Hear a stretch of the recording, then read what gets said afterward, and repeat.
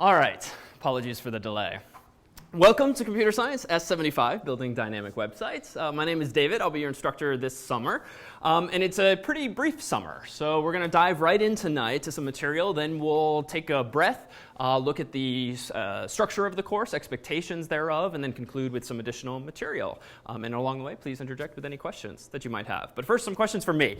So you go ahead on the internet on your laptop or desktop. You pull up your favorite browser. You type in www.google.com and hit enter. What happens? Let's tell this story, and we can be as high level or low level as we want, and I'll steer us in both directions. So you've hit enter. What happens? Give me anything you got. Yeah. Well, first a request is sent through your modem to your internet service provider to wherever the Google website is stored, and then information is sent back to you. Oh, good. OK, so that's the whole story. So that's very good. Let's tease it apart a little bit now. And I'll repeat some of the answers sometimes into the microphone so that our folks who are taking the course from afar can hear everything. So your computer makes a request through your modem, goes to your ISP, reaches google.com servers, and they reply with a response. So good. Now let's dive in deeper there. And let's focus on the act of hitting enter. Does someone want to propose give me just one step in more technical detail, what happens next? And then we'll get to that same endpoint eventually. Translate the name of the site into an IP address. Perfect. So we first need to translate the name of the site, in this case www.google.com, into an IP address. And someone else, what is an IP address? Yeah. Well, it identifies like a server or... OK. Good. So an IP address identifies a server or computer on the internet. And an IP address is simply a number of this form. Let me go ahead and pull up a little scratch pad for notes here. So an IP address, as you've probably seen, is something of the form w.x.y.z. And little internet trivia, each of these placeholders can be a digit from what to what? Or number from what to what? Sure. Perfect, 0 to 255. And there's some restrictions on what numbers can be where, but essentially you have number, and each of those numbers can be, again, 0 through 255. And if we really want to start pressing deeper here, how many bits is used to represent an entire IP address under this schema? For those familiar with bits. 32. So why is that? Well, for those less familiar, unfamiliar, if you want to represent the number 0 through 255, which is a total of 256 numbers, you need 8 bits, because 2 to the 8 is 256. But we won't go into too much detail along those lines. But if you've seen that IP addresses are just 32 bits, it is because each of these numbers is 8 bits itself. So actually, let's go here. There won't be much math in this course after the following sentence, really. But if you have 32 bits, how many possible IP addresses are there for the world's computers? Yeah. So it's 2 to the 32nd, which is roughly, those who are good with math in their heads, so it's roughly 4 billion. So that's a lot. But these days, most of you have laptops. Most of you have desktops. Most of you have telephones in your pockets or iPads or the like. So there's more and more devices these days that are consuming IP addresses. So if you followed the popular media of late, you'll find that people have been freaking out that we're about to run out of IP addresses. But that's because we've been using version 4 for far too long. Thankfully, version 6 has begun to get rolled out. And version 6 will have 128-bit IP addresses, which is great because that's 2 to the 128, which is huge, barely pronounceable. But it will also become a little more complex to write these things down. So we can squeeze a few more years of discussion out of these addresses, but realize the world is transitioning. Now, just for the sake of the experience for those at home, let me actually pause here just so we can plug in this recording device so we can capture to another format. So let's leave that as a cliffhanger for just a minute or two, and I'll be right back. So, where did we leave off? You just hit enter. We had proposed that your computer had translated or needed to translate the host name, www.google.com, into an IP address. And then we talked for a moment about various forms of IP addresses. So let's now push a little harder on how this translation happens. So Google has a numeric address of this form. And as an aside, Google actually has probably a whole bunch of IP addresses of that form, all of which lead to the same experience, but perhaps different servers. So how does your little Mac or PC or Linux computer know what the IP address of www.google.com actually is? It has to do a domain name lookup using a DNS server of some sort. Okay, good. So it has to do with domain name lookup using a DNS server. So for those unfamiliar, DNS is domain name system, and this is an infrastructure on the internet that pretty much does exactly that. It converts domain names and host names to IP addresses and vice versa. And we'll see tonight that it does a few other things in terms of helping with the routing of email, with validation of ownership of domains and the like. So there are these servers out there. Now, your computer or your home probably doesn't have its own DNS server, but probably Harvard does if you're on campus, or Comcast does, or Verizon, or your company does. Now, if you're at a small college, for instance, and you're not visiting google.com, but you're visiting some random website.com, it's very possible that you are the first person on that campus to visit that website ever, or at least in a long time. So what if your small little campus's DNS server has no idea what this IP address is? Are you sort of out of luck because you went to that school and not one where there's more people using that website? Or equivalently, it's kind of a chicken and the egg problem. If you're the first person to ever need to visit that website and therefore your campus's DNS server has no idea what that mapping is, how do you solve this problem? Yeah? So hierarchy of DNS servers, if one of them doesn't have it, it has to go. Exactly. So there's a hierarchy, thankfully, to the DNS system, whereby even though you might have your own DNS server on campus or company, but that doesn't necessarily store all possible domain names and IP addresses in the world. In fact, that would be quite a large database otherwise, and it's just not efficient to keep all of them around if they're not being accessed at all or very frequently. But your ISP knows some bigger fish, and maybe that bigger fish knows an even bigger fish that has its own DNS servers that might know. But in the worst case, if no one along this hierarchy knows, there also exists in the world what are called root servers, which are spread out geographically across the several continents, and it's those root servers that essentially know who does know what the IP address is of some random website.com. In other words, those root servers know who the authority is, for instance, for all of the .coms in the world, or all of the .nets, or the like, so that you can have this initial request from little old your computer bubble up to these very high-level servers, and then bubble back down to some authority who does actually know. And the reason for that, that works is because when you go and buy your own domain name, which is a process we'll discuss in just a bit, you have to tell the world what the IP address is of your DNS server. So someone has to be informed proactively once, really, and only once when you buy the domain. So for now, let's come back to our story. We've hit enter. Google.com was in my browser's window. My computer has somehow figured out that it is 1.2.3.4 or something like that. So now my computer puts together a message to send it across the internet to Google.com. What does that message look like? Well, in its simplest form, it's a message that pretty much looks like this. It is literally the word get in all caps, a space, a forward slash, if you're just requesting the root of the web server, demarked typically with slash, and then HTTP/version number. Now, in reality, there's a few more headers, so to speak, HTTP headers that get sent from browser to server, and we'll see those in action in just a bit. But this message captures really the most important aspect of the request. So your little computer creates a virtual envelope, more technically called a packet of some sort. Inside of that packet is a message like this. Put on the front of that virtual envelope is a to address, namely 1.2.3.4, or whatever Google's IP address is. In the return field of this virtual envelope, just like you were mailing something to a human, there's the return address, which should be whose IP address, probably. So your own IP address, and your computer does know that if you have an internet connection, and then your computer sends it out on the internet. Now we can dive deeper and deeper and deeper, but for now, assume that your ISP has what's called the default gateway, aka router, and routers are the computers on the internet that know how to get data from point A to point B. Or if they don't know precisely how to go from A to B, they know whom to pass it off to, who can then get it one step closer to point B. So in reality, a packet, this virtual envelope, might go from router to router to router to router, sometimes as many as 30 different routers across the globe, until finally it gets to its actual destination, google.com. Google receives this virtual envelope, sees that it's for its IP address, opens the envelope up, sees this message. Google.com server happens to be running a web server, and so that web server looks for the file called slash. Now slash is typically a synonym for an actual file name like index.html or index.php or any number of other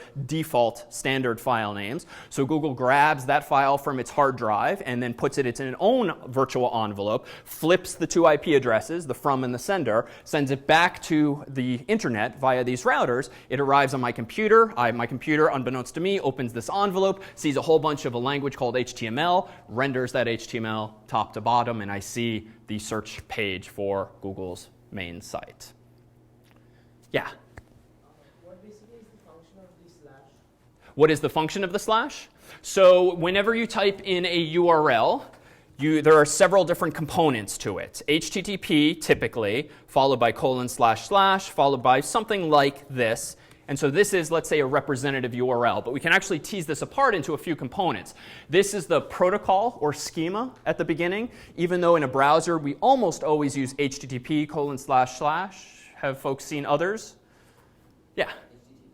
HTTPS, similar but different in that it uses cryptography, a topic we'll come back to. Yeah? FTP : / SFTP : / webcal : // Some of these are more standardized than others, but the schema is typically an indicator to some piece of software how it should view the contents at that address. So what comes after the : // you typically have something called a host name or a subdomain name, followed by the domain name, which in this case is google.com, or followed more precisely by a domain name with a TLD, top-level domain, a .com, .edu, .gov, .uk would be the TLD. And then you have what we call a path. And a path specifies exactly what file or folder you want to access. So a single slash means get me the root of my hard drive. And if you come from the Windows world, this is essentially equivalent to C : /, or on a Mac it's equivalent to that, or on a Linux computer it's equivalent to that. So that is truly the root of your hard drive, the folder in which everything else on your hard drive lives. Now it turns out, in a browser these days, you don't have to type most of that. You can omit the HTTP, you can typically omit the www, you can omit the /, and things just work. Why is that? Well, for the most part, it's because browsers have just gotten a lot more user-friendly. Right? There was a time a few years ago where advertisements in print and on TV would actually have HTTP : //. But then the world kind of realized that anytime you see www something, it's probably a website. So we started omitting HTTP : //. Now the world has gotten acclimated to any mention of .com or .gov, so we don't even really need the www anymore. And so whether or not www works or doesn't work is actually completely configurable by the system administrators of a website. And in fact, I don't have a sort of a soapbox to hop on right now, but invariably during a semester, I'll come across some website for which foo.com, or whatever their domain is, .com, just doesn't work. You have to type in www.something.com, and that's just a foolish technical design decision on their part. We'll talk today about how you can configure things to just work, and it involves a bit of DNS, a bit of web server configuration, but typically you don't see that dead end because browsers these days, if you type in foo.com and hit enter, and there is no foo.com IP address out there, the browser will presumptuously, or helpfully, prepend www to the start of the address and then retry that one. Some browsers, if you just type foo, will automatically try .com, .net, .gov, some of the most popular ones. So in short, a lot of the technical processes that are happening are being sort of hidden now by browser user friendliness, for better or for worse. So the story began with hitting enter. The story ended with you're seeing the homepage of Google. Any questions on the various steps in between, whether high level or low level? All right, so that's the story told from the perspective of a user. Why don't we tell the story from the perspective now of someone who owns a website or wants to operate a website? So suppose one of your goals in this class or some other is to actually have your own presence on the web, and to actually buy your own domain name and have your own business or personal homepage or whatever the case may be. How do you go about doing that? You need more than just a laptop and a browser. Now you need a server on the internet, because even though every computer on the internet, your laptop included, has an IP address, it's not necessarily publicly accessible, because even that statement's a bit of an oversimplification.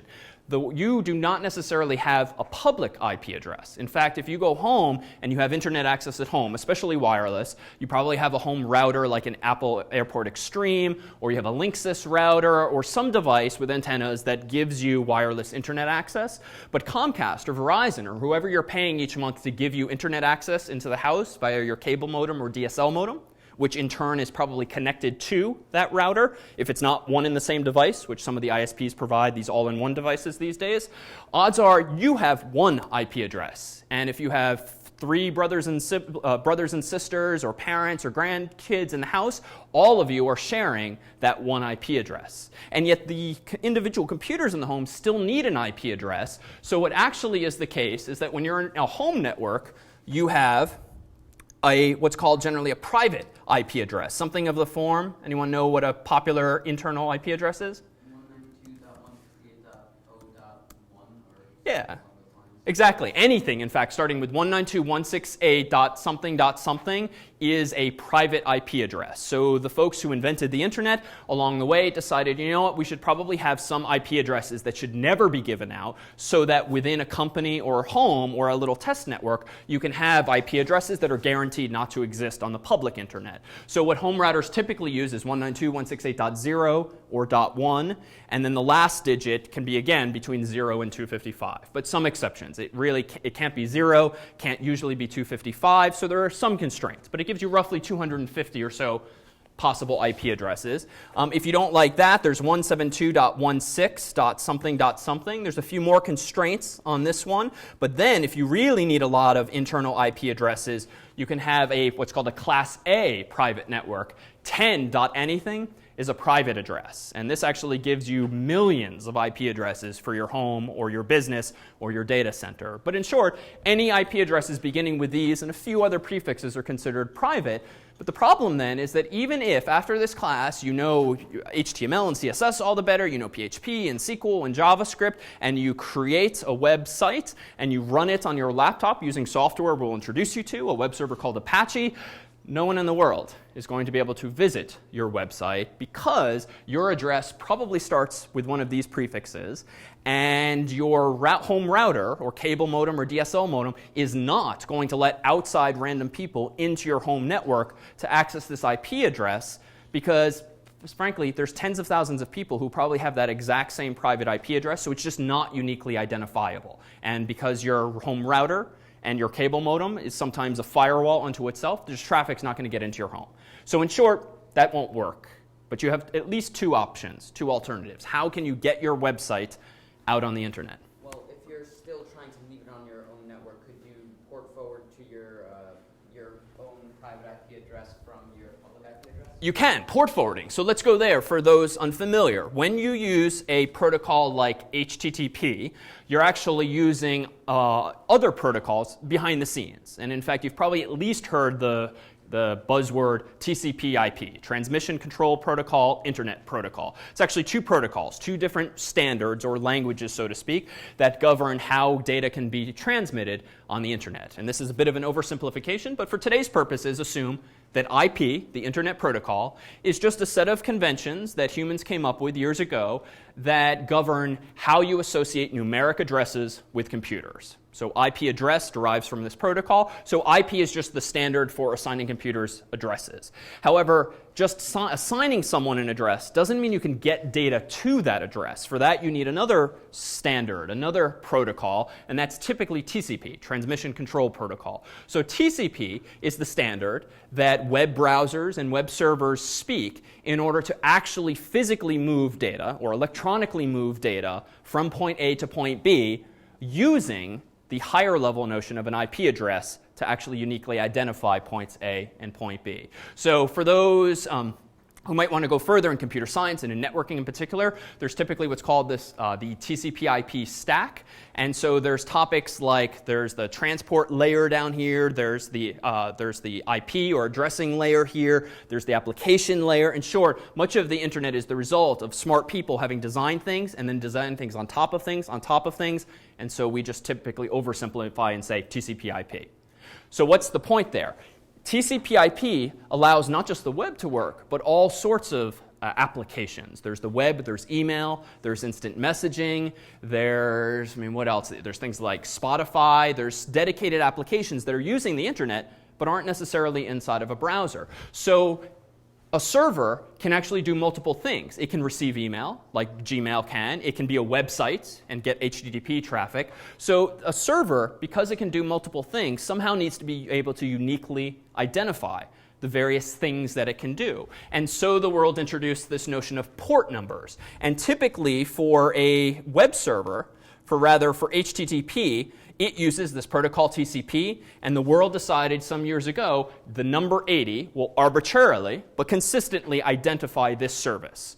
So if you have a server and you have a website, and a website uses, as you probably know, HTTP, but we'll look at what that means in a bit, it is running, so to speak, on port 80. It is listening, so to speak, on port 80. And the motivation for that is because you might also have an email server on the same physical box, right? Gmail, it's kind of an oversimplification, but they are both a website and an email service. And if you want to be able to send email to Gmail, you can also use TCP, but you have to use port 25.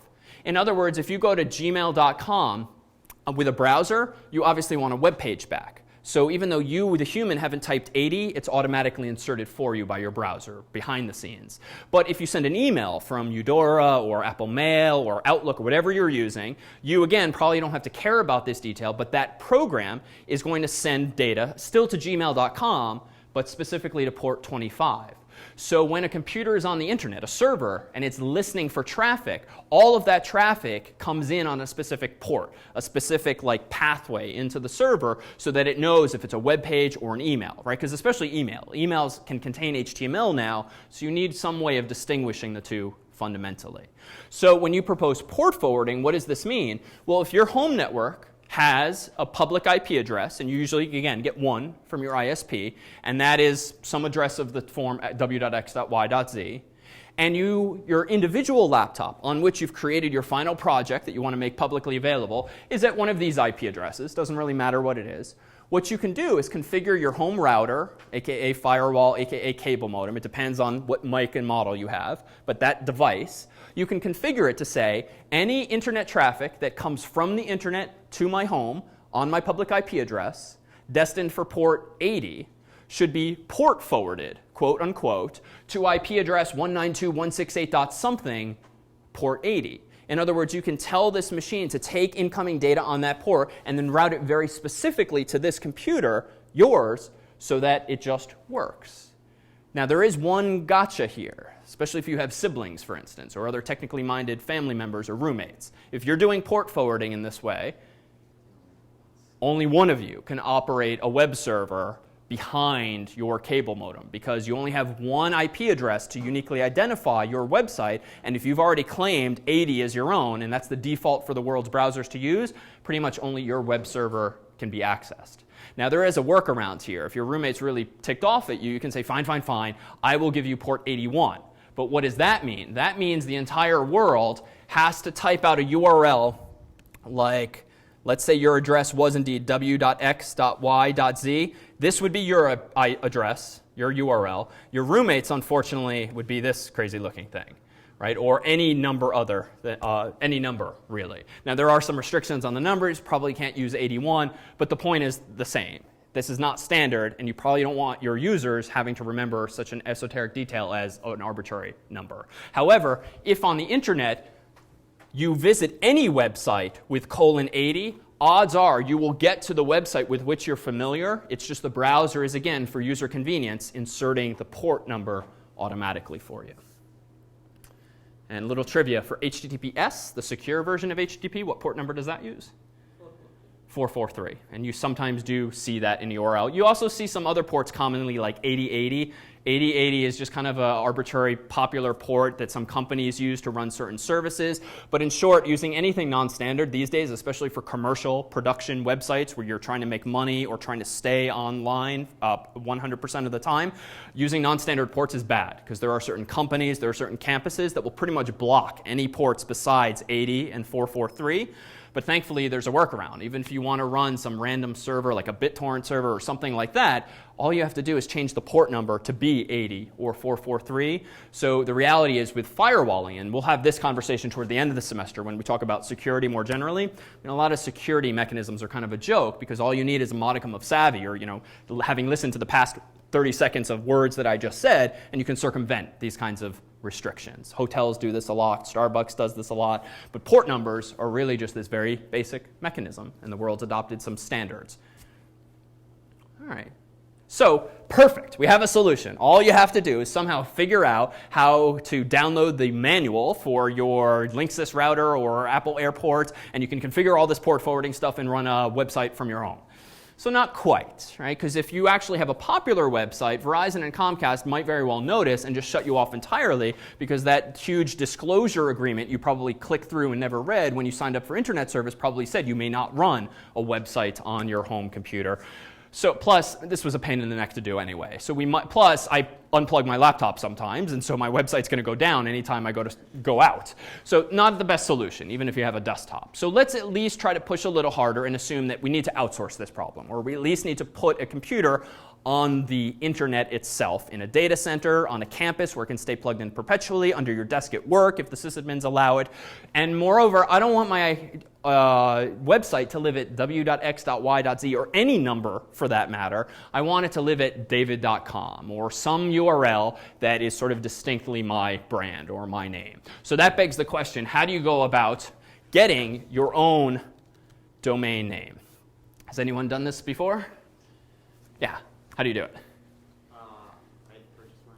Okay, where do you purchase them? I think I got mine at Namecheap. Okay, so Namecheap.com is a very popular place, fairly inexpensive. GoDaddy is another very popular place. This one is kind of riddled with upsell attempts, trying to get you to buy everything in the kitchen sink, but you don't need to do that. There's all sorts of domain name registrars out there these days. A bunch of years ago, Network Solutions was the only one, but then a market was created, and so there's lots of places to buy domain names. For the most part, it doesn't matter where you buy your domain name from, but you do sometimes get different features. In particular, you get DNS features sometimes, more control over your DNS servers. They might throw in free email accounts, free hosting, but for the most part, it doesn't matter a huge amount. In particular, you don't need to go to someone like Network Solutions and pay $30 a year when you could go to someone like GoDaddy and pay $9.99 a year, or Namecheap and pay $4.99 a year. So in short, just paying more for a domain name isn't necessarily giving you anything more in the way of functionality. It depends on what maybe the add-ons are. So how do we go about doing this? Well, let's go to something like GoDaddy. GoDaddy's kind of a, well, let's actually try Namecheap. Let's go to Namecheap, see what they look like. Namecheap. A bunch of my friends have indeed used this website. All right, so let's see. Domain name to search. I'm going to search for david.com. Probably taken. Oh, that is a good price. We're already doing better than GoDaddy. All right, so as I expected, it is taken, as are almost all forms of David. They've suggested I name myself David John, David Smith, David Johnson, King David, davidphotography.us. So one of the hardest things, frankly, of starting a business these days is finding an available domain name, let alone your own personal vanity domain names for people's names. But if we found something we liked, maybe I do want davidtv. Well, that's atrocious. $6,000 for this domain, but if it's not yet taken, it's probably one of the cheaper ones up above. So let's assume we found something we're happy with, so we add it to our cart, and we check out. I now own some domain name, davidsomething.com. So what now do I do with it? How do I associate it with my web server? And for that matter, how do I get a web server? Well, let's assume I have a web server, and we'll cross that bridge in a moment. But I have a domain name. What do I need to do with it to start using it? Well, I need to tell the world what my IP address is. So I need to somehow tell the world that my server, I don't know who's going to be hosting it, but I know it will have an IP address by nature of how the web works. So let's assume I know the IP address is going to be w.x.y.z. I somehow have to inform the whole world that david.com's IP address is w.x.y.z. So one of the things I'll have to do at namecheap.com or GoDaddy or networksolutions.com is I tell the registrar not what my own computer's IP address will be, but rather what the IP address of my domain name's DNS servers will be. And the convention is typically that every domain name in the world should have two DNS servers, primary and secondary. So a main one and a backup one. They can be one and the same, but the world really pushes people to having at least two for the sake of uptime and redundancy. So I need to know not my own IP address per se, but I need to know the IP address of one and then a second DNS server. Now, I don't have my own DNS servers, and I don't want to go have to configure two more computers in addition to my web server, so this is where web hosting companies come in. So in addition to buying the domain name, I also want to host my website somewhere, and it could very well be the same exact company. It could be GoDaddy, it could be Namecheap, depending on the service that they provide. But we need to have a web hosting option. So what's a web host going to give us? A web host is going to give us a hard drive to put my files on. Maybe not a hard drive per se, but some illusion of storage space. They are going to have their own connections to the internet, this web hosting company. They're hopefully going to have a pool of IP addresses so that I can have at least one of them. They're also going to have some RAM. They're also going to have technical support staff. In short, they're going to have a server and all of the things necessary to keep a server alive on the internet. And hopefully they're also going to have at least two of what? DNS servers. So if I decide to host my website, let's say dreamhost.com. This is a very popular sort of El Cheapo kind of web hosting company that I've used myself in the past. It's like $6.95 or $8.95 a month, so that's pretty good. But again, you get what you pay for. I wouldn't necessarily build a big business on it. So for $8.95 a month, I have the ability to upload my HTML and CSS files and soon PHP and JavaScript files to their server. Their server has nearby 2 DNS servers, each of which have their own IP addresses. So once I know what DreamHost's IP addresses are for its name servers, I tell Namecheap or GoDaddy or wherever I bought my domain name, and that's it. The only time I have to talk to my registrar again, most likely, is in a year when they charge me another $5.99 or $99 for my domain name. Unfortunately, you're really renting your domain name from these registrars. Now, there's a whole bunch more involved in setting up of the web server and getting my files there, but at least now I've told the world that if you want to know where david.com is, ask these people, these 2 IP addresses of the name server, either one, and those DNS servers should hopefully know. Why? Because so long as I keep paying DreamHost or someone else $8.95 per month, they will ensure that both of those DNS servers know what my own website's IP address is. And how will they know? Because what I'm paying for is some storage space and some internet connectivity on one of their servers. One of their servers has an IP address, so they just tell their DNS servers that david.com's IP address is whatever the IP address is of the server they've told me to put my content on. And we'll actually look in a little more detail at what's involved in that. But any questions? So in answer to the somewhat frequent problem where a website does work at www.something.com but not at something.com, how do you fix something like that? There's usually 2 pieces to the solution.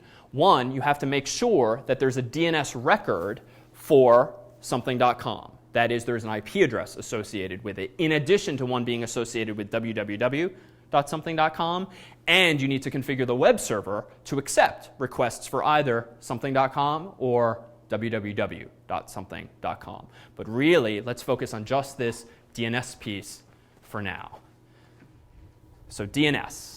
Turns out DNS is relatively straightforward, and once you start operating a whole bunch of services on your own website, maybe you have an email server, maybe you want to use hosted services like Google Calendar, maybe Google Docs, you can do things like, actually for CS75, for this course, the TFs and I use Gmail, essentially, to host CS75.net's email. So that's the website, as I'll soon reveal if you haven't pulled up the website. And we want to be able to have an email list so that each of us can email everyone else very easily. So we want email addresses of the form malan@cs75.net. Now, how do we do this? Well, we could set up a mail server. We could pay someone to do this. But an amazing service out there is Google Apps, with which some of you might be familiar. And for small fish like us, where we only have a few people on staff, you can actually have hosted Gmail, hosted Google Calendar, hosted Google Documents for, I think, 20 or fewer people for free. And what you do is you configure your own DNS servers to map something like mail.cs75.net to essentially gmail.com, so that whenever we send an email to something of the form mail.cs75.net, it figures out via DNS to actually go to Google. We could have calendar.cs75.net, and you hit enter, you actually end up at Google Calendar, but our copy of Google Calendar. And this is all thanks to DNS. And there's only a few settings with which you need to be familiar, and we already talked about this one. An NS record is a record in a DNS server that tells the world what the IP address is for that domain. So what's inside a DNS server? Frankly, it's a database, and you can think of it as like a database with Excel files. So spreadsheets that just have rows and columns, and those columns essentially represent In each row, rather, you would have, for instance, a domain name and an IP address. Domain name, IP address. Domain name, IP address. That's really all that's underneath the hood in a DNS server, at least so far as we're concerned. But there are different types of rows. So one of those rows can be an official record that says the name server, NS, for this domain is whatever IP address DreamHost gave me, for instance. Now, what else can I have? Well, there's an A record. So an A record, a row of type A in this spreadsheet of sorts, is literally domain name to IP address. It's as simple as that. So if I have something.com and its IP address should be w.x.y.z, that's what's called an A record. And I can also have mail.something.com or calendar.something.com, and I can associate it with an IP address. And how do I do this? It totally depends on your registrar or on your DNS provider, whether it's DreamHost or GoDaddy or the like. But these days, it's usually a web interface. Back in the day, it was a command line. You edit a text file on a server, but these days, it's been made to be more user-friendly. But it's essentially a spreadsheet.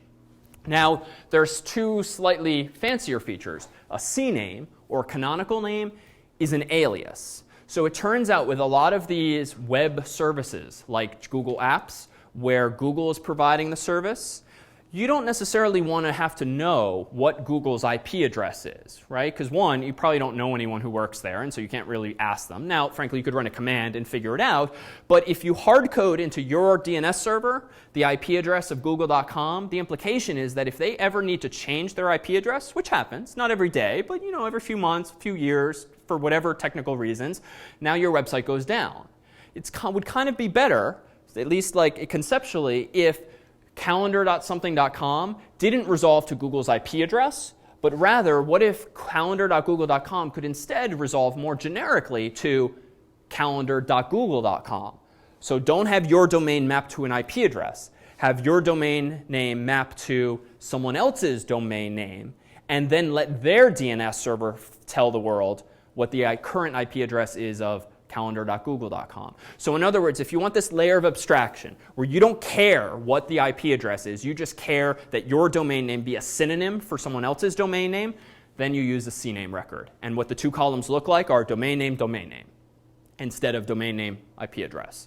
So it's a wonderfully useful feature, especially these days if you look into hosted solutions, not just like Google Apps, but companies that have services like customer service forums. If you go to a website, they'll often have an address like support.dell.com or the like. Well, there's a lot of companies these days that provide customer service websites, but it would look kind of lame if I go to Dell.com and I get redirected to customerservice.com. Dell would rather rebrand someone else's service to look like Dell, even though someone else implemented it and is hosting it. So via a CNAME, someone like Dell could say support.dell.com should actually resolve to customerservice.com, but the user should never know that because the URL stays support.dell.com. So that's just one of the things you can do with these things called CNAMEs. And lastly, an MX record is a mail exchange record. And a mail exchange record simply states what is the IP address of the server or servers that should handle inbound mail for this domain name. And this is great because when you use Eudora or Gmail or Outlook and you type in Dear David Malan at harvard.edu and hit enter, similarly there, you have no idea what Harvard's IP address is, but your computer does. But it's not the IP address of harvard.edu per se that your email client needs. It's the IP address of Harvard's mail server. So thanks to DNS, your Mac or PC can ask your ISP's DNS server or ... this whole hierarchy we discussed earlier, can say, what is the MX record for harvard.edu? And harvard.edu's domains name servers should be able to say, send all mail to this IP address. And what's nice about MX records is you can have multiple ones with priorities. So websites, or rather, domains that have very large numbers of users where you really don't want their mail servers going down, you could have 2 or 3 or 10 different mail servers, and the DNS system will say, try this one, then this one, then this one, then this one, just in case any of those go offline. And it's all thanks to DNS. And while we sort of take all of this for granted, once you start developing your own websites, maybe creating your own companies or contributing back to your own school, having these abilities is wonderfully powerful. And it really boils down to these basics. Whew. Any questions? No? All right, so that was kind of a lot. Why don't we take a 3 or so minute break here? There's restrooms in the hallway. There's soda machines, I think, around the whole corner. And we'll rejoin in about 3 minutes. All right, we are back. So why don't we take a look at the course itself and what you are in for and what the course's expectations are. So in terms of prerequisites, the official prerequisites are these. So multiple years of programming experience as well as comfort with HTML and CSS. So what does this mean in real terms? So summer school is very short. It's just about 6 weeks, and the course has 3 non-trivially sized projects. And the goal really is to make sure that at the end of this short semester, you feel quite comfortable going off and doing much more on your own in the way of website development. Not just HTML and CSS in the form of static websites, but truly dynamic websites that are driven by a language like PHP and JavaScript, backed with a database like MySQL. So it's a fairly intense course. If you've only taken something like Computer Science S1, the introductory computer science class, or just 1 or 2 courses, I will say from past experience, you'll probably find the course challenging, to say the least, and typically we estimate about 30 hours per project. So there's 3 projects, you have roughly 9 days for each of them. It's about 30 hours each, but that would be on average. So students for whom programming is a little less familiar, or it's been a bunch of years since you programmed, or you've only taken 1 or 2 introductory courses but don't really think of yourself as a programmer, the course is definitely more challenging. So do beware diving in. I will say if you're on that fence and not sure if your comfort level and background is there, you can go to CS75.tv, which is the open courseware site for the course, where we have several previous semesters worth of lecture videos, handouts, projects, some of which will be similar to this summer's. So by looking to the past, you can perhaps infer as to what this summer will be like and get a sense then if the PDFs of past year's projects completely overwhelm you or completely excite you. So I would try to use that as an additional input tonight before deciding whether this is the course for you. In terms of expectations, there are these 3 projects, and attending or watching, if distant or unable to make it in person, the lectures.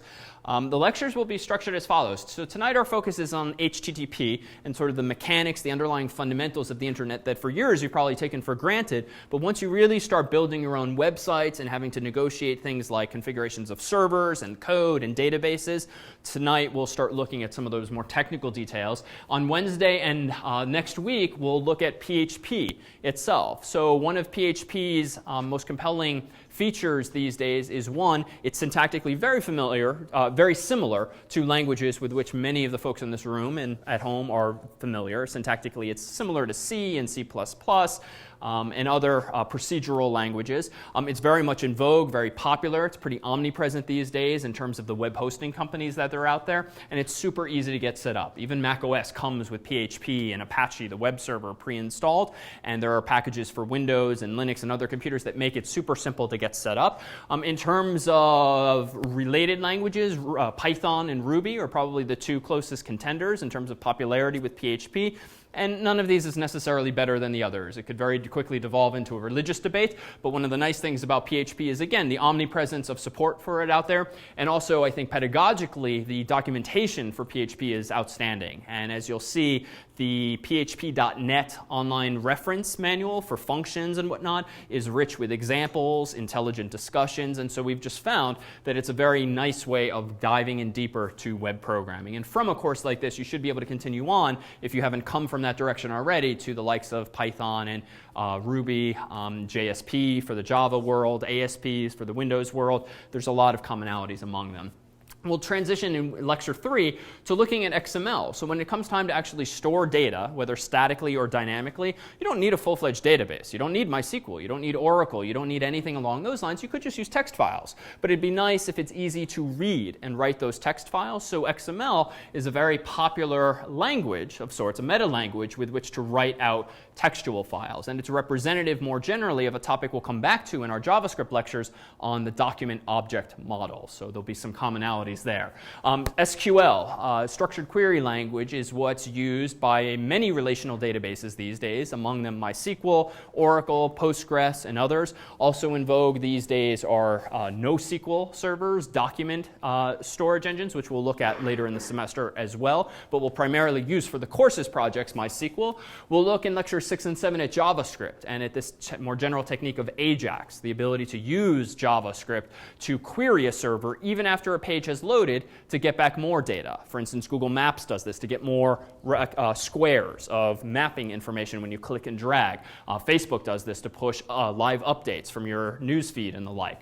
We'll look toward the end of the semester then at some higher level concepts like security, which we'll interlace throughout the semester, but we'll really focus on it in Lecture 8, looking at common attacks on web servers, on websites, on databases, so as to not necessarily acquaint you with everything that can go wrong, but to at least plant the seeds in your mind of things you should be thinking about. Indeed, there's so much code out there that is just vulnerable because people don't do things like sanitize user input. That is, they don't check it for dangerous characters. So we'll talk about things like SQL injection attacks. We'll talk about cross-site scripting attacks and any number of other ways that are so darn easy to avoid, yet many people just don't realize it or don't know how, even though typically simple little function calls can fix. And in the last lecture, we'll look at scalability. So it would be a great problem to have if you've got so much traffic that all of the lessons you learn from lecture 0 through 8 your website starts crumbling under the load. And so we'll conclude the semester by looking at, okay, now you have to build not for a few dozen people, a few hundred people at your school, but several thousand, or maybe even several thousand people per second. How do you actually scale from one little web server to a bigger one? But then once you have the biggest and most expensive available web server, what do? Well, you start to scale, as they say, horizontally. So you get multiple servers, maybe even cheaper, slower web servers, but you somehow figure out how to balance, load balance, so to speak, traffic across them. How do you do that with databases? How do you do that geographically? How do you do that with cloud computing, a buzzword that's all the rage these days, but has some very interesting technologies underlying it? We'll wrap up the semester looking at those bigger picture issues. In addition to lectures, we will have most weeks sections and office hours. So the course has 4 teaching fellows, folks who have either taught or taken the course before, who will be with us in the form of sections and office hours. Sections will be a slightly more intimate opportunity. So on Wednesdays and Mondays, typically right after lecture, if you'd like to stick around to dive a little deeper into that week's project. So in addition to the PDF specification you'll get of a project, one of the TFs will walk you through the week's project to offer some design tips, some helpful direction, answer any confusion. If I do something quite poorly in lecture, we can revisit those kinds of topics and sections so that you get another perspective altogether. And then office hours, which is meant to simply follow a section. So once section officially wraps after an hour, office hours will be an opportunity for one-on-one Q&A with one or two of the TFs. And this will be an opportunity in particular for questions with the projects. If you're having trouble understanding something, trouble chasing down some bug, in addition to reaching out to us online, we'll have these in-person opportunities for those of you who are local. And for those of you who are distant, more on the online opportunities in just a moment. In addition to the course's classes, there are projects, 3 of them, and they will flow roughly in the order of the topics on the syllabus, where we'll start in terms of PHP, which will be new to some or most people in the room. Then we'll introduce mid-semester databases and MySQL. Then we'll introduce JavaScript and AJAX. And so that'll essentially be the tripartite approach of the course's projects in terms of the topics.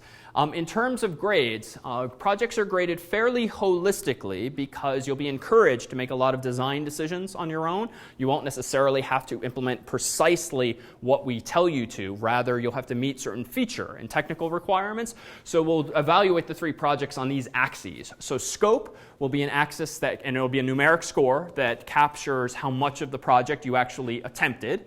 Correctness will capture how much of your code works in accordance with the spec. If it's very buggy, that would not be considered very correct. Design is more subjective. Design is, okay, it might work perfectly, but does it look like a mess underneath the hood? Do you have like 10 nested for loops? That is not good design, for instance. And so design will be an opportunity for particularly qualitative feedback from the teaching fellows on your code. And style is the more of the aesthetics. Are your variables reasonably named? Is your code well commented? Is it nicely indented? The sort of easy things that are good habits to get into, even if you're not yet in them. That's what we define as style. And then just for reference, things are weighted in roughly the amount of time that's required to get things right. So for instance, this is the formula we'll use to compute a total score for each of the projects, where correctness, for instance, is weighted more heavily than style. And that should capture the fact that indenting your code probably shouldn't take you all that long, but chasing down bugs can certainly take quite a bit of time. So the formula is meant to capture that. The course's website, which I'll pull up in just a moment, has everything that you will need for the course, including videos of lectures if you can't make it some evening, or if it's tricky because of full-time work. Totally fine to watch the course's lectures online. All of the handouts similarly will be available there. What we'll be rolling out over email this week is access to a tool that we've used in another class of mine called CS50, but it's a discussion tool that will allow you to interact with classmates, with myself, with the course's TFs online. So, online discussion forums of sorts, but using some of the same technologies that we'll talk about in the class, including AJAX and similar.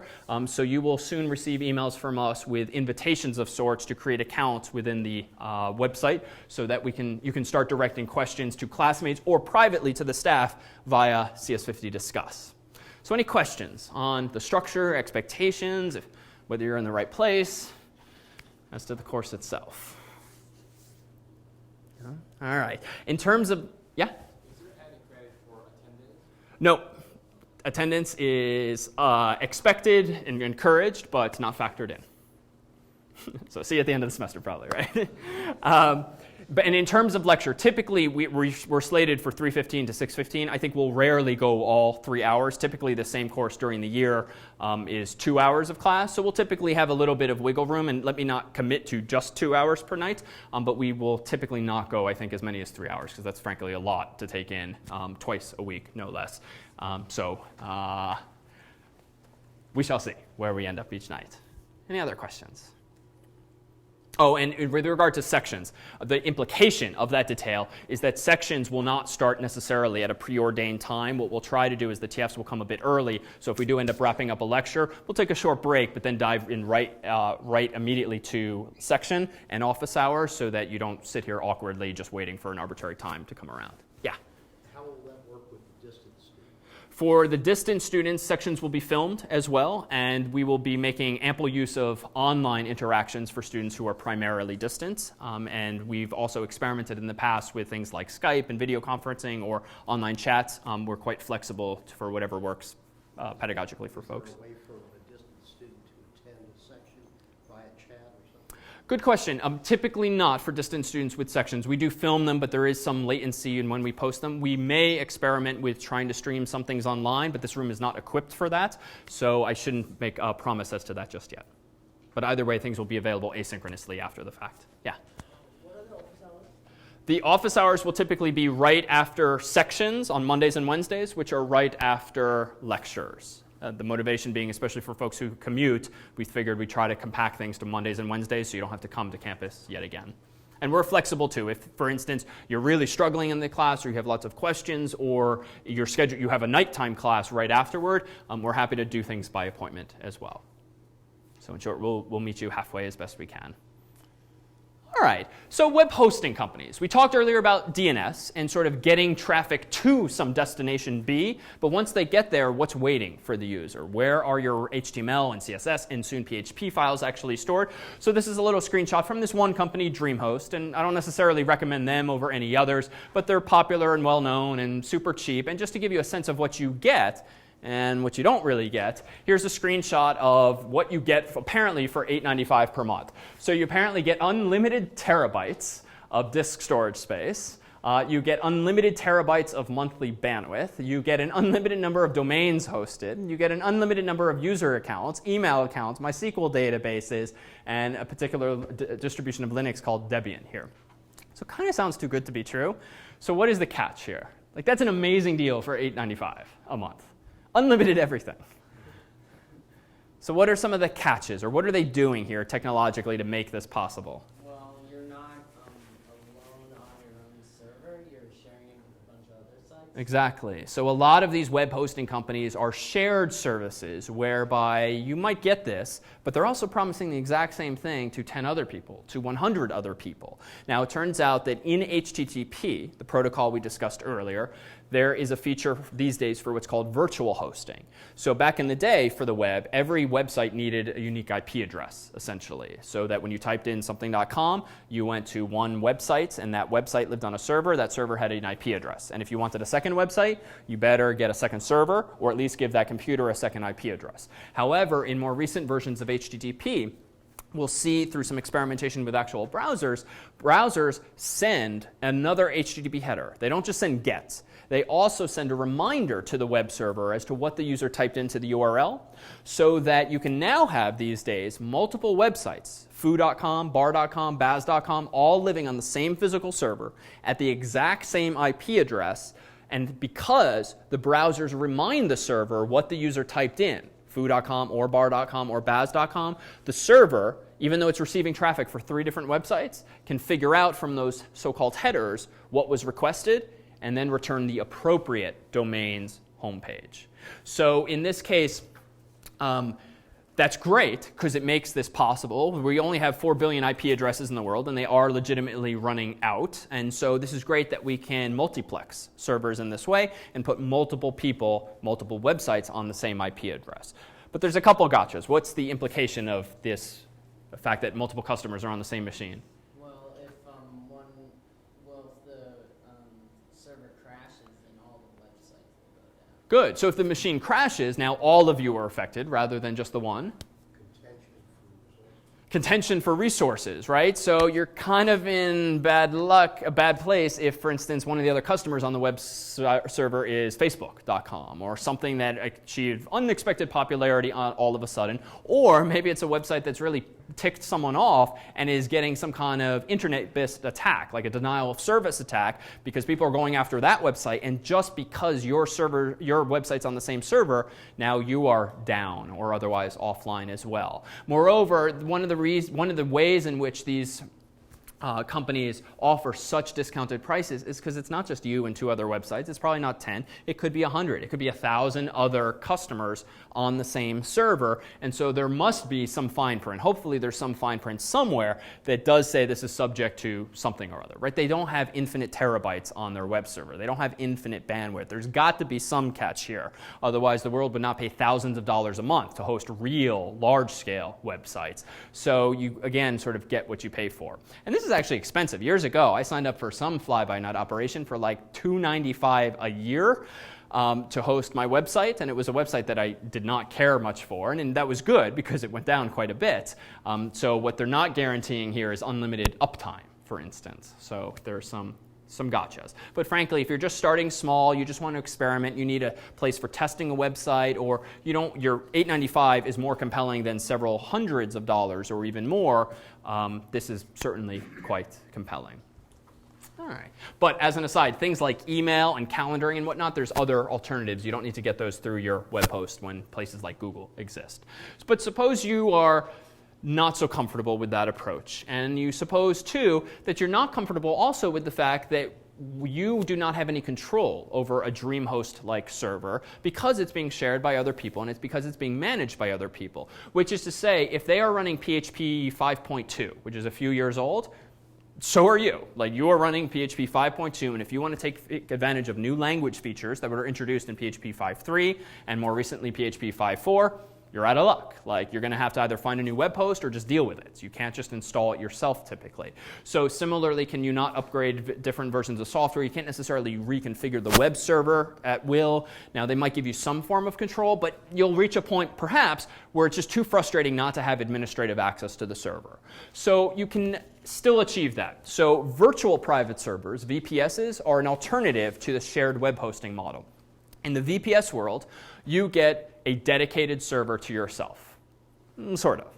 You get the illusion of a dedicated server to yourself. So thanks to a technology generically known as virtualization, These days, you can buy a server with like a bunch of CPUs or a bunch of cores, lots of RAM, lots of disk space, and then you can run virtualization software on it. That's something known generally as a hypervisor, like VMware or Parallels or VirtualBox. There's a whole bunch of these products, free and commercial alike out there, that once you run them and install them on a server, on top of that software, you can then install multiple instances of Windows, multiple instances of Linux, multiple instances, if they allowed it, of Mac OS.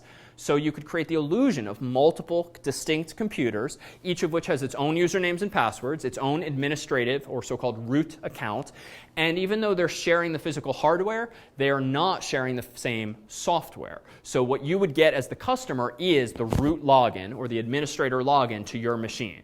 Now there's still the risk of resource contention because these players too would typically over-provision, especially if you're spending $19.95 a month and not $159.95 a month. You're probably going to be on a server with fewer resources or with more customers. But at least here you gain something.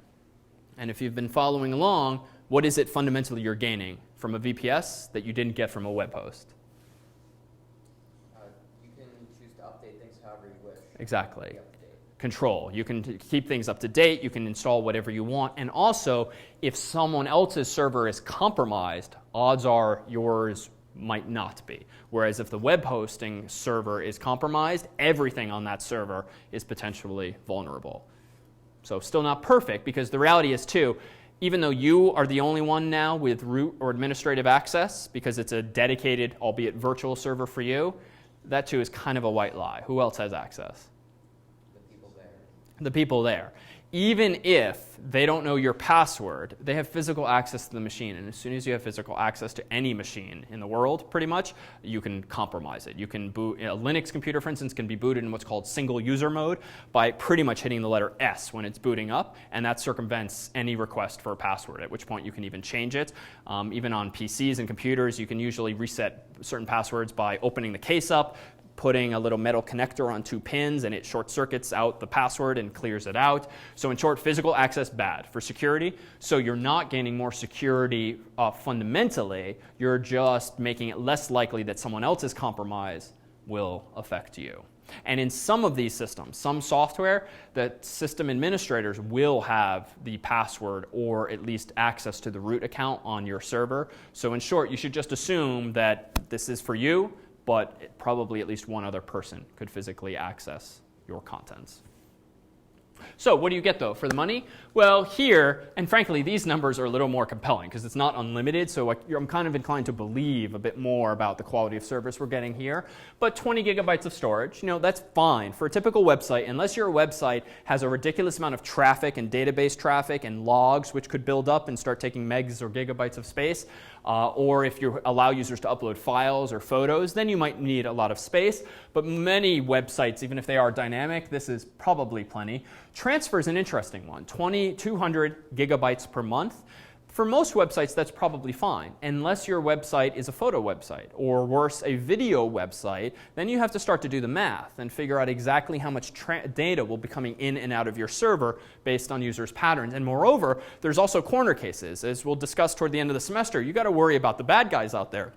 If someone just doesn't like you or is bored or downloads some free piece of software that bangs the heck out of your computer, they could just eat up your monthly allotment of bandwidth just by sending bogus traffic or downloading the same video again and again and again. So there's very interesting adversarial attacks when you have finances somehow tied to usage. So you need to be aware of that, especially with cloud computing. And let's see, you get some amount of RAM, 512 megabytes here, and so forth. One of the things we'll look at during the semester as we start playing with Apache is I'll give you a sense of how you can assess how much RAM your computer is using, how much disk space it's using. I dare say one of the most common platforms for web hosting these days, whether it's a VPS or it is a shared web host, is Linux in some form, whether it's Debian or Fedora or Ubuntu or Red Hat or CentOS or any number of versions of Linux. We'll happen to use Fedora in the class, but it's representative of many similar operating systems. You can use Mac OS, but it's not really used commercially to host websites just because it's not really geared toward that. You can use Windows, but there's no good reason There's no technically compelling reason to use a Windows machine to host things like PHP or Python or Ruby, because you're paying money for a Windows license to run free software. So it's not necessarily compelling unless you already have the licenses and have the machines. Generally, going with these open source tools is quite common and compelling, because none of the software we use in the course costs any money whatsoever. And it's nonetheless quite popular and robust. All right, so what else? The appliance. So we won't introduce it tonight, but we will in the form of the first project, so that you have an experience in the class that is as realistic as possible. What we'll actually have each of you do is run your own web server and run your own database server and actually run your own copy of Linux itself. For this, we'll use another tool that I use in another class of mine called the CS50 appliance, and this will be a downloadable file that inside of which is an installation of Linux, Fedora Linux specifically, but also installed for you in advance will be Apache, which is web server software, MySQL, which is database software, PHP, as well as support for bunches of other languages and standard tools and the like. And the upside of this is that rather than have you connect, for instance, to some random Harvard servers on which you'll only have temporary access, this is a virtual machine that you'll have on your computer for as long as you want to keep it around, and it's very representative of the configuration you would find at a VPS or at a commercial web host. And because you'll have root access on it, and because it will live on your machine only, you'll have perfectly secure access to it, unless your laptop or desktop is compromised, and you'll be able to configure Apache and PHP and really tinker with things, and best yet, if you screw it up, that's fine, you just download a new one, and you're back to sort of the beginning, so long as you've saved your code somewhere, which will encourage you how and where to do. So more on that in a week or so. How will you connect to this kind of thing? So SSH. Has anyone not used SSH here? There's got to be some hands. Okay, so a few of you haven't used SSH. Stands for Secure Shell, and this is a way, sort of old school way, but now much more secure, of connecting to a remote server and executing commands on it. So this is just a free program that comes with macOS Terminal, and there's analogs for the Windows world. PuTTY is a free program for Windows that a lot of people like to use, and it allows you to open up essentially a black and white window or a white and black window and type in a username and password, connect to some remote server, and execute commands on it. And those commands can be to create files, remove files, configure the web server, turn the database on or off, or the like.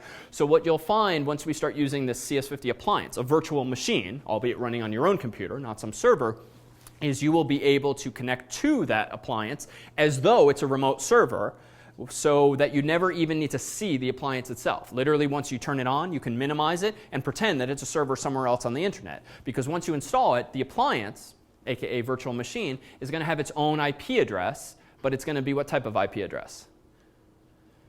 So it'll be private to your own laptop, so no one else can even access it, but you'll be able to go through precisely the same motions that you would if you were actually paying some third party to host your website, or if you own some server elsewhere on the internet. So SSH will be one of the techniques that we use. SFTP, for those unfamiliar, this is a screenshot of a popular Windows client for transferring files called SecureFX, but others exist, free ones in particular. It just lets you drag and drop files from your computer to a server, but in this case, the server is going to be a virtual machine running on your own computer that maybe or maybe not is minimized. But again, the experience will be precisely the same. So where does that leave us? So turns out when you are writing HTML, you have fairly static content, but you do have these mechanisms. And I'm guessing most people in the room have some or a lot of experience with HTML and basic websites and the like. But these ultimately are the basic input mechanisms via which we can start making dynamic websites. In other words, we have text fields, password fields, hidden fields, checkboxes, radio buttons, drop-down menus. So these are the mechanisms by which we can start to get input from users so that when they interact with our website, they don't necessarily see the same thing. Rather, they might see different things every time we visit that website. So let's do a little example here. I'm going to go ahead and don't download this on your own just yet because we will be posting a newer version soon. But I'm going to go ahead and open up a program called Fusion, VMware Fusion. This is what's called generally, again, a hypervisor, virtualization software. And what I've just done is essentially run Linux on my own Mac. And you too can do this. I'm going to actually use the Linux desktop just because it's here, but I could similarly minimize it, as I will in just a few minutes, and we'll connect to it as well. So now I'm running Linux on my same computer, and notice I currently have no IP address, but this should change in a few seconds once I get a D8. There we go. So my Linux computer, or virtual machine, has just asked the network, give me an IP address, and it came. The protocol that computers use to get IP addresses dynamically, does anyone know? DHCP, Dynamic Host Configuration Protocol. That's what did that. It's also how your own personal computer works at home and gets an IP address from your Linksys router or Airport Extreme. So I'm going to go ahead and do this. First, let me go to back to my Mac. I'm going to open up the simplest of programs, TextEdit, which is what we used earlier. And I'm going to just make a very simple web page. First, I'm going to do doctype HTML. So in the course, we'll use HTML5, which is sort of the latest and greatest version of HTML. And I'm going to say hello. Well, let's do this.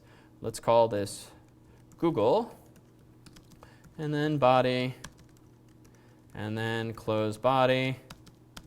And then I'll just say Google H1. OK, I'm going to save this. I'm going to just go ahead and save it on my desktop as google.html. I'm going to say yes, use HTML, even though it's a text file.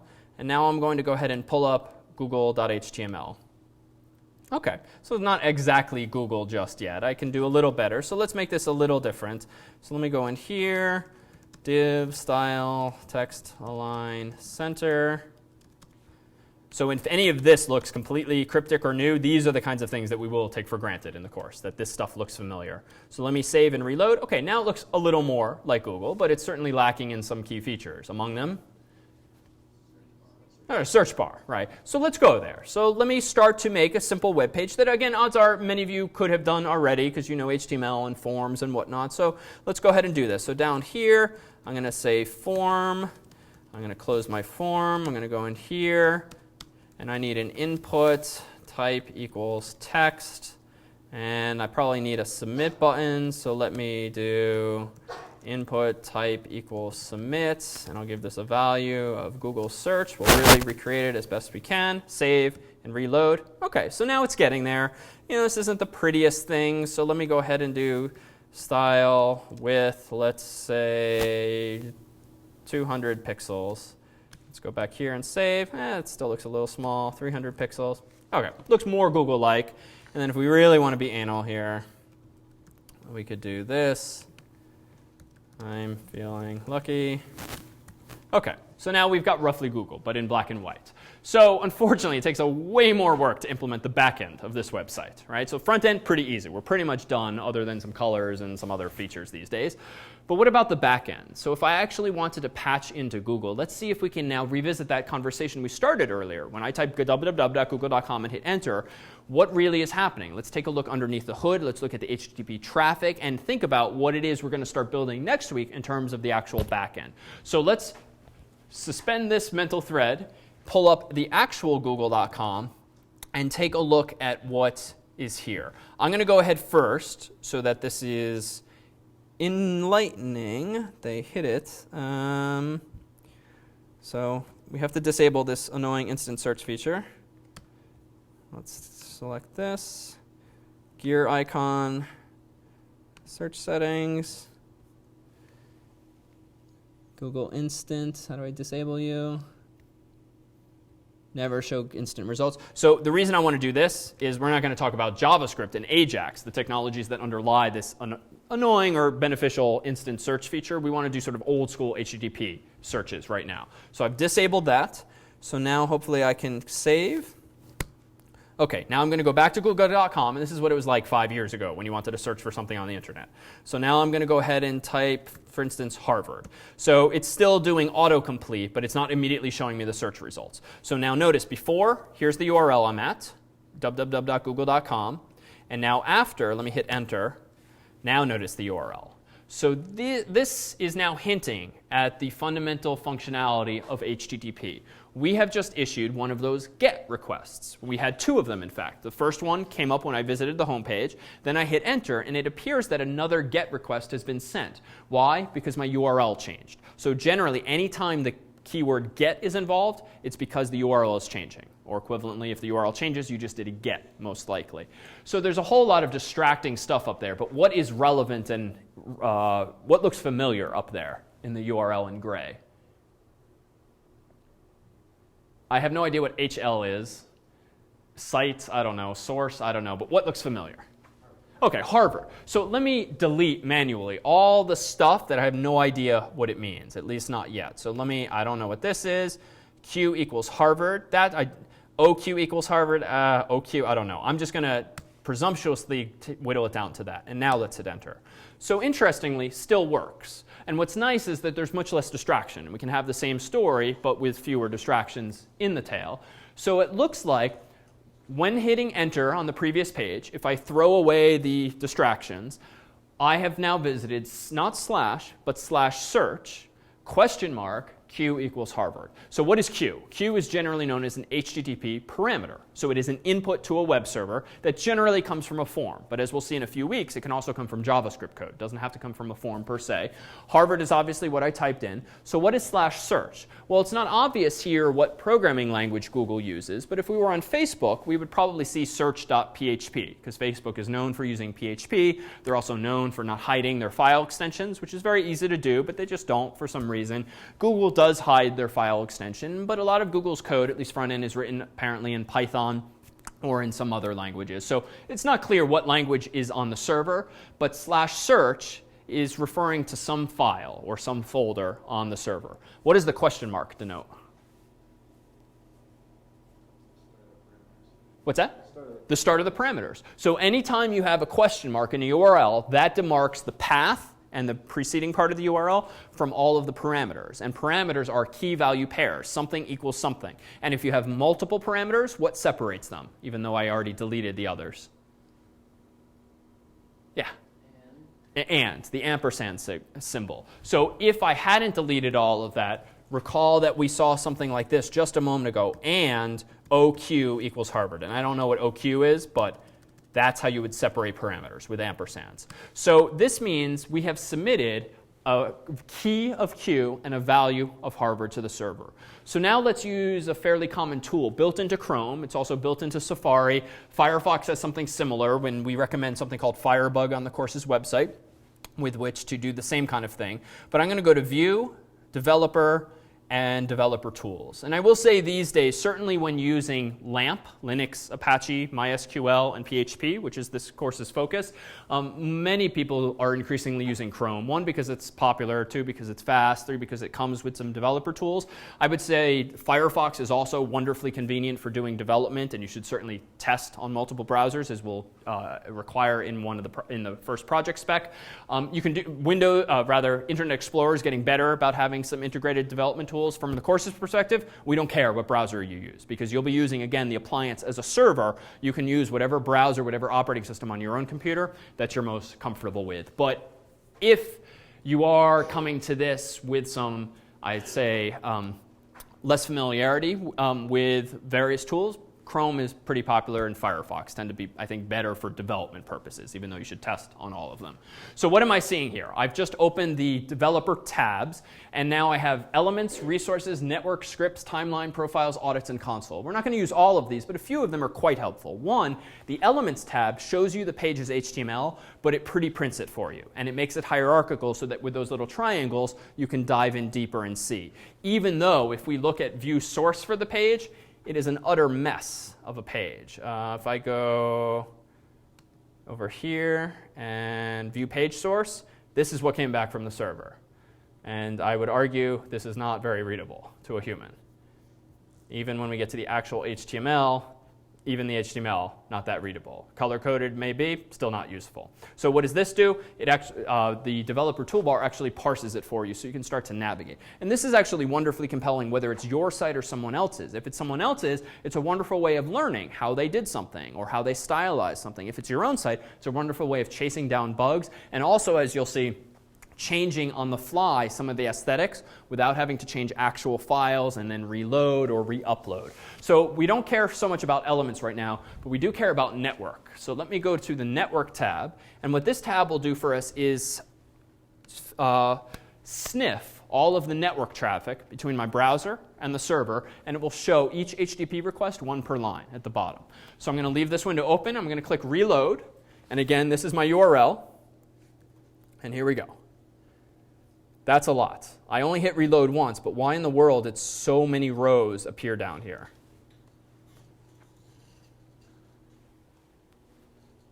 I clicked once, but look how much stuff just happened. Why?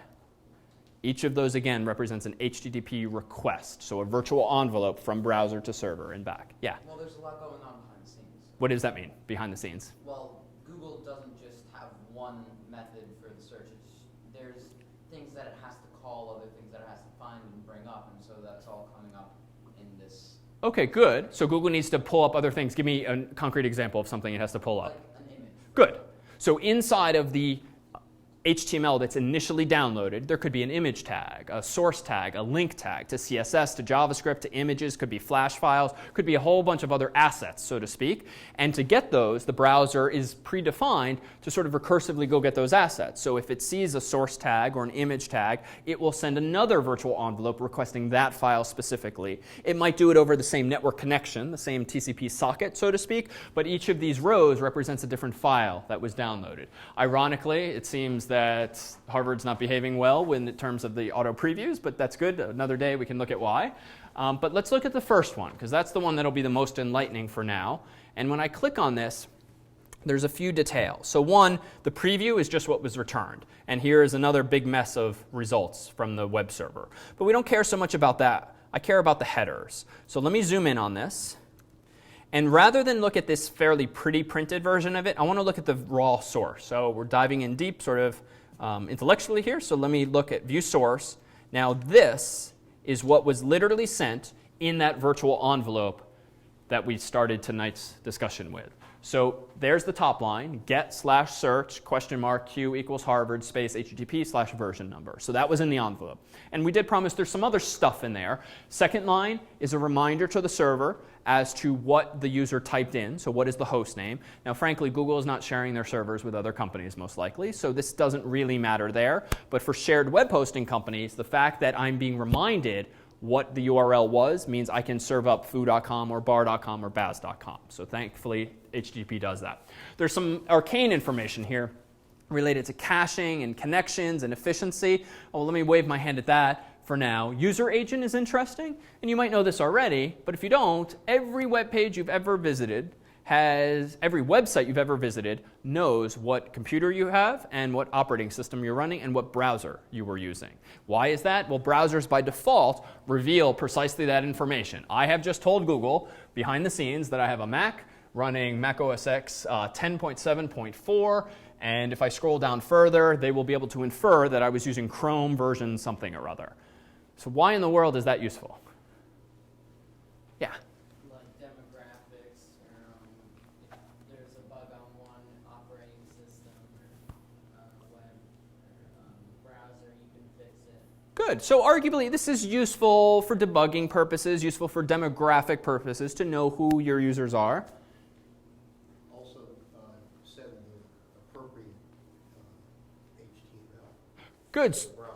So there's some features that could be dictated by what type of OS or browser someone's using. For instance, if you go to a website that lets you download software, it's not necessary that you detect what the user's operating system and browser are, but it's kind of a nicer user experience if the server only shows you the Mac software because you clearly have a Mac, as opposed to me having to figure out which of the links to click for Linux or Windows or Mac OS.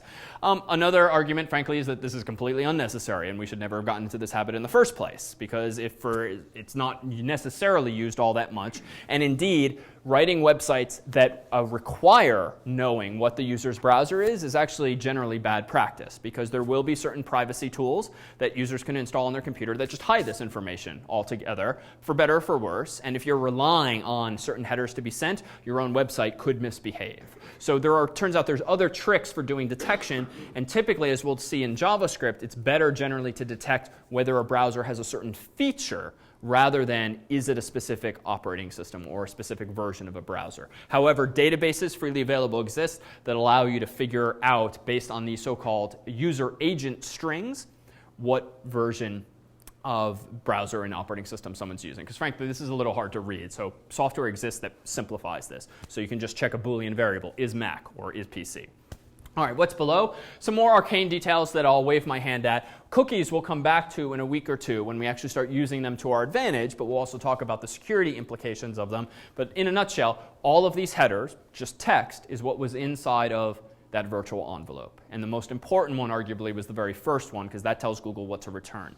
But now we see that it's not just slash, it's a full path. So Google has hopefully parsed that string, so to speak, slash search question mark q equals Harvard, and then use the q equals Harvard as input to its database or whatnot to return customized results to me.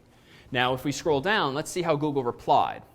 So this is just a Chrome thing. It is just kind of dumbed down the display of the query string parameters. It's just useful, especially for a developer. You can just see it more easily this way. But let me go ahead and view source now for response headers. This is what the server responded with. So it turns out many of you have seen numbers returned by servers. Who has ever seen the message 404 come back? Okay, what does 404 mean?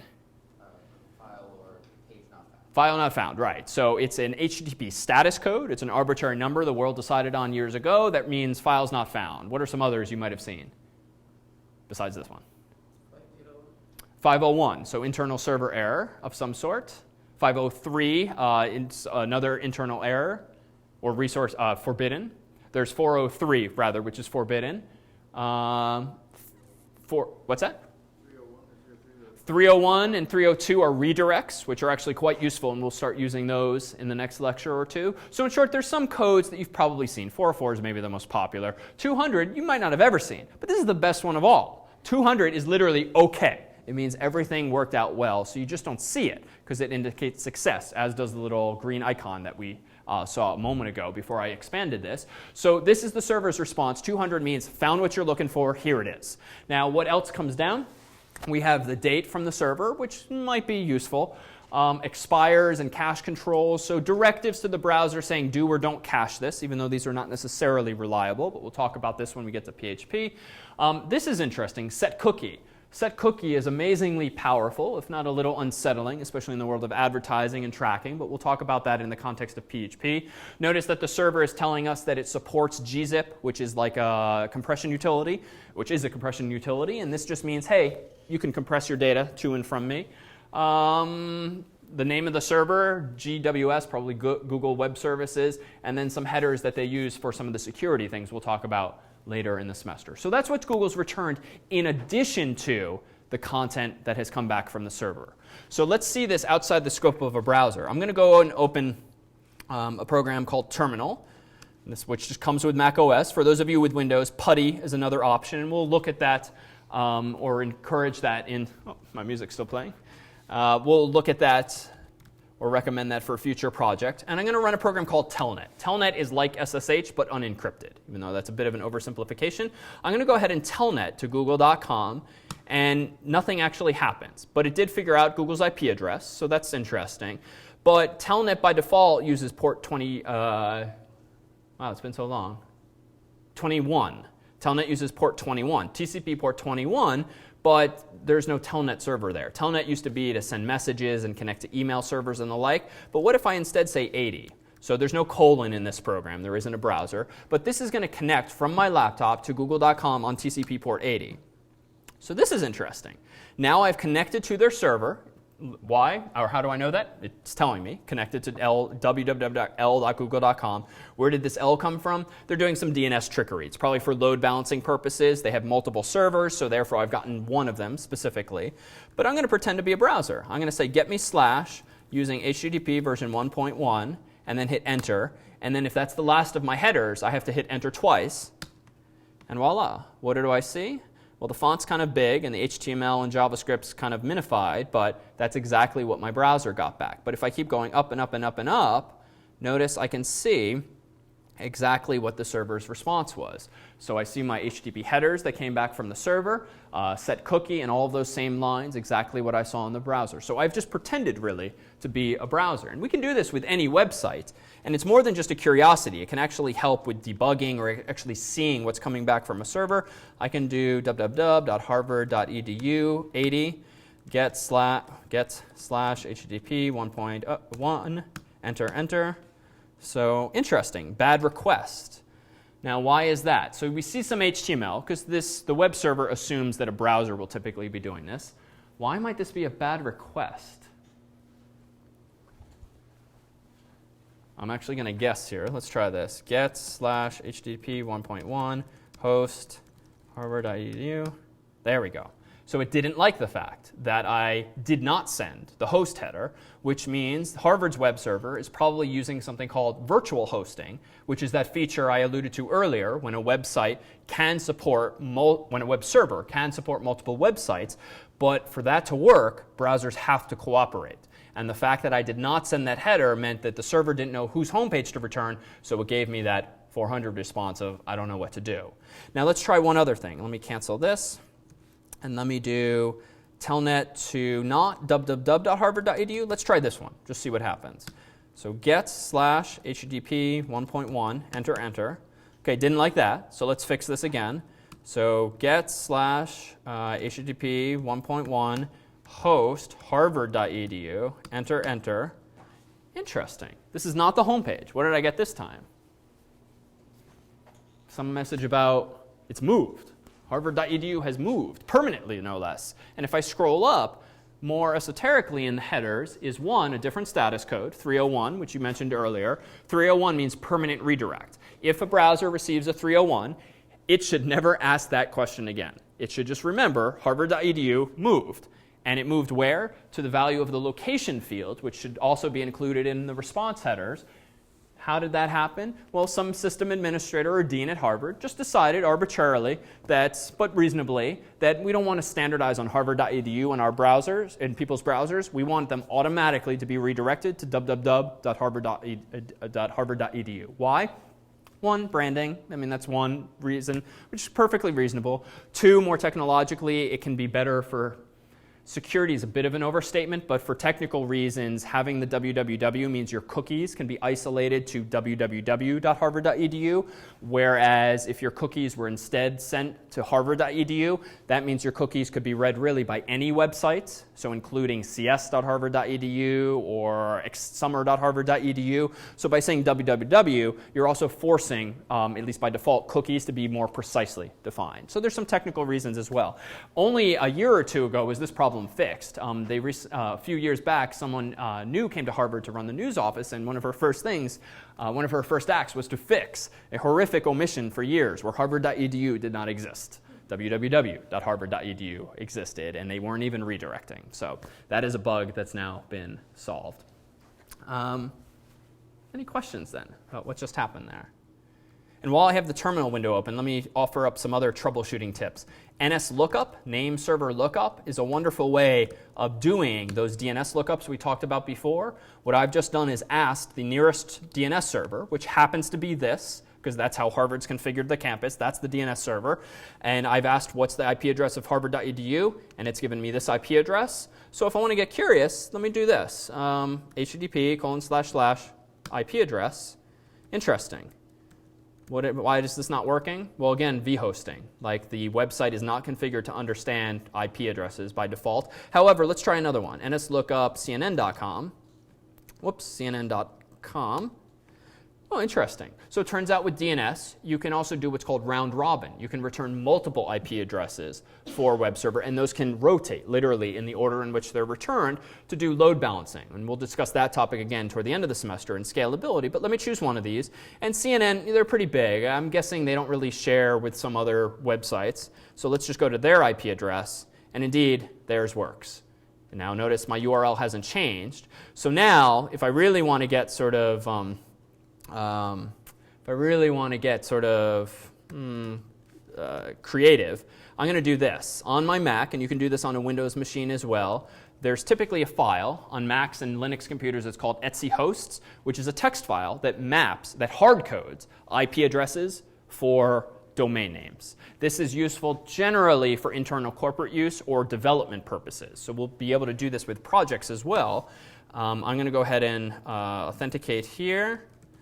It's just a text file. And notice this is some basic ones that come with the system. This is an IPv6 version 6 address written in a crazy form. I'm going to go ahead and paste in, not the URL, but the IP address of CNN. And I'm going to say this is davidnews.com. So this is like manually overriding the mapping of that IP address to something else here, only for my own computer. I'm not running a DNS server. It's just that my operating system, Mac OS and Windows, is supposed to look at a file like this before asking a DNS server. So now let's see if this works. It doesn't work with all websites, but let me go to http://davidnews.com. Come on. Oh, come on. There it is. I've just made my own news site. So frankly, this is kind of stupid of them. Like I was just joking with some friends the other day that you could kind of have fun with this and make fairly offensive domain names, and they all lead to CNN somehow. And why is this? So this is trivial to fix, frankly, in a web server. A web server could be configured, as you will be able to do with features of Apache before long, of checking upon receipt of one of those virtual envelopes what was in the to field. If the to field does not match something that we're happy with, redirect the user. How? You respond with what status code? 301. So it is actually trivial to fix this kind of thing. That could still lead. They can't stop davidnews.com from leading to CNN.com, but they can stop the browser from staying there, or at least by encouraging it with that 301 to redirect elsewhere. And this redirection is super common, not just for harvard.edu, but even the course's own website. If I go to http://cs75.net and hit enter, notice what the URL changes to. A few things happen there. So this is the course's website. What are some of the things that got inserted automatically, it seems? Yeah? Went to the secure version. Indeed. So I didn't just go to the www version. I also went to the secure version. Why?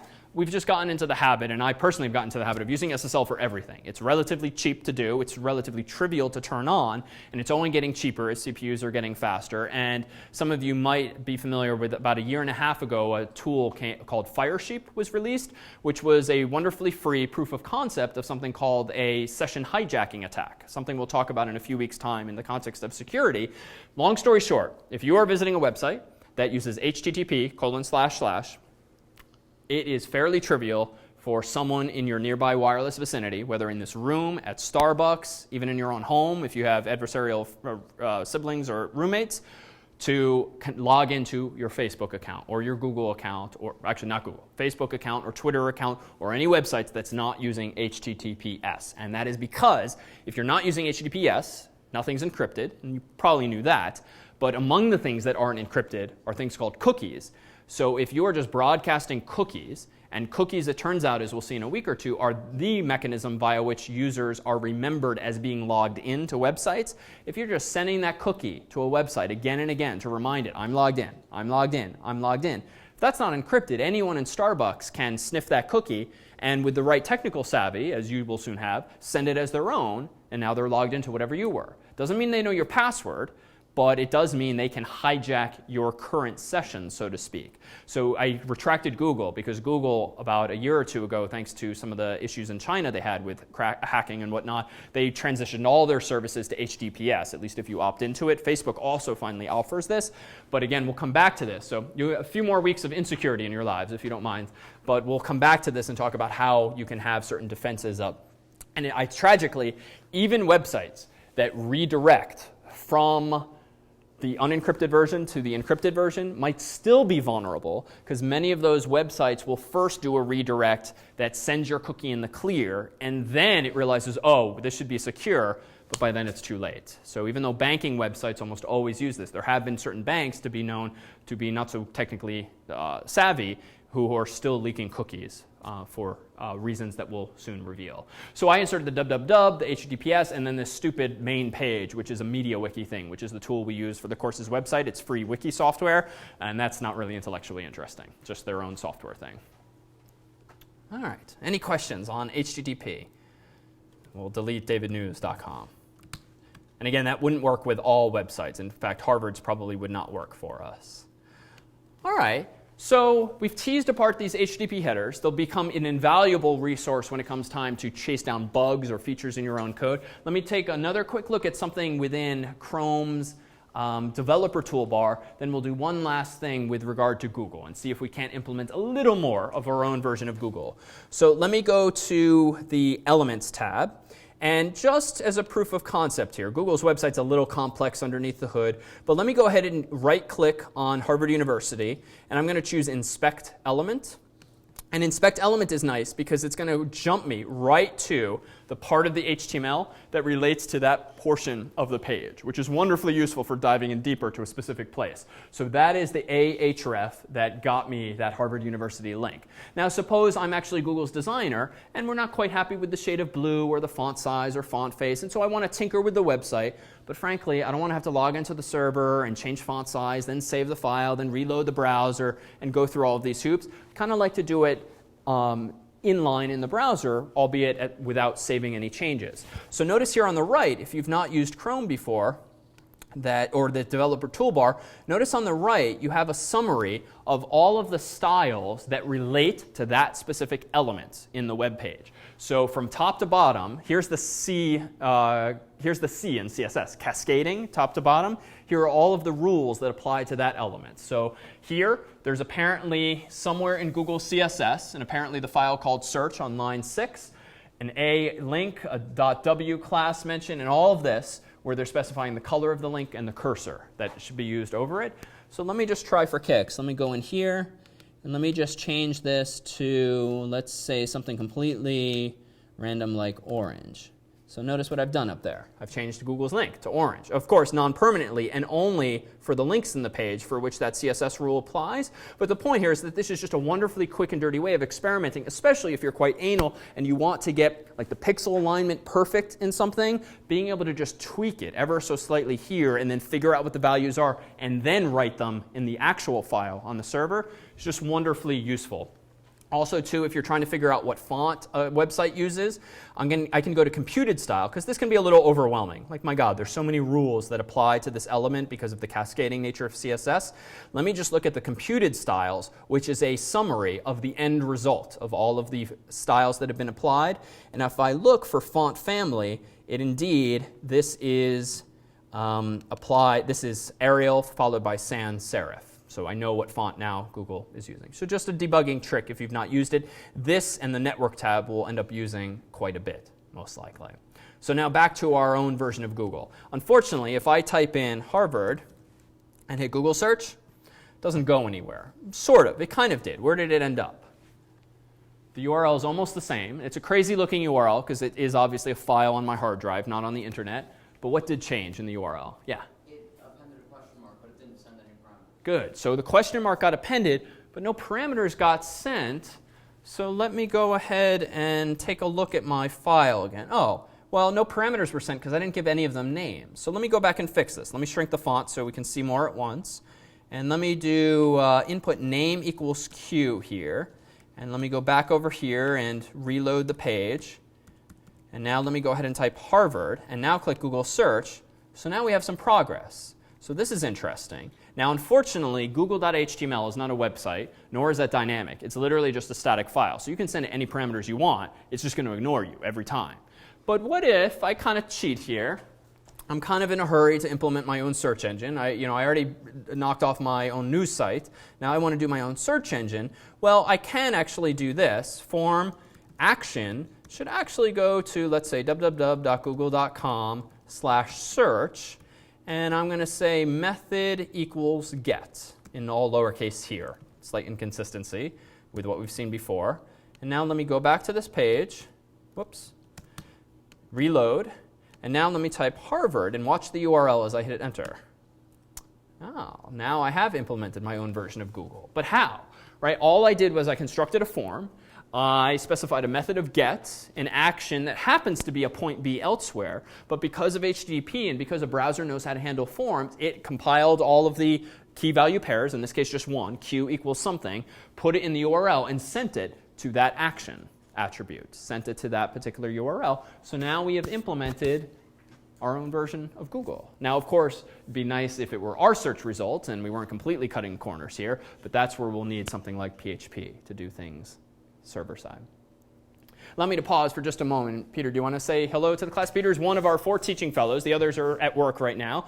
Do you want to say actual hello? I have to come near you with the microphone, though. Yeah, why don't you come this way so the camera's a little more readily available? Hello all. I look forward to working with all of you, and I will see you on Wednesday. Okay, excellent. Thanks very much. Any questions then about Google, fake news, HTTP? Yeah. So had that not been named Q for the parameter, that this would be broken? Good question. Let's see. Had it not been named Q, would this be broken? So let me go back into here, and let's just call it query, thinking that's a reasonable name to give a parameter to. Let me reload my HTML. Let me type in Harvard, enter. And interesting, they support query. So let me misspell it. Okay, that's probably not supported, but maybe. Let's see. Okay, let me reload, type Harvard, enter. Okay, that just didn't work. So they support query or Q for whatever backwards compatibility reasons. Good question. Other questions? Yeah. In theory, if since we're on a Harvard network, on a public network, could there be session hijacking there? Yes. On the entirety of Harvard's campus, your sessions can be hijacked. So if you have malicious roommates or you are there's bored technical people around you, you are vulnerable to this. Session hijacking can happen anywhere where encryption is not used, whether between you and the access point, the wireless access point, or between you and the endpoint web server. And I should say, especially those of you who are from out of town, realize that Harvard does have fine print and rules about not doing this to other people. Otherwise, you can solve this problem by expelling people. That's one way if you can't do it technologically. So this is one of these things where we're trying to educate you as to how it can be done, but don't go trying this in the dorms on campus. Wait till you go home on your own home network. Other questions? All right, so where does this leave us? So we started by talking about Google, and we keep talking about Google, but just because it's so popular, but the story applies to really any website out there. So we talked about DNS and the process of not only looking up a web page's URL, rather IP address, but also getting your own IP address and getting your own web server and your own domain name. We talked a little bit about HTML forms, with which you might be familiar already, but some of the tools with which you can get a little more comfortable with diagnosing things and debugging things. And we've written some HTML that submits a form. All that we haven't done yet is actually implement a dynamic website. For that, we've completely outsourced to CNN and Google today. But one of the first things we will do this coming Wednesday is dive in deeper to PHP and things like get and post and sessions and shopping carts. Some of the security implications around them. We'll dive into the CS50 appliance and this virtual machine environment with which you'll get to play in terms of Apache and PHP and MySQL. So tonight we'll adjourn a bit early. I'll stick around with Peter for any one-on-one questions you might have, but otherwise we will see you again on Wednesday, and after Wednesday's lecture, we'll flow right into section and office hours if you have questions about content, even though the first project won't be released for a week or so. All right, see you in a couple days.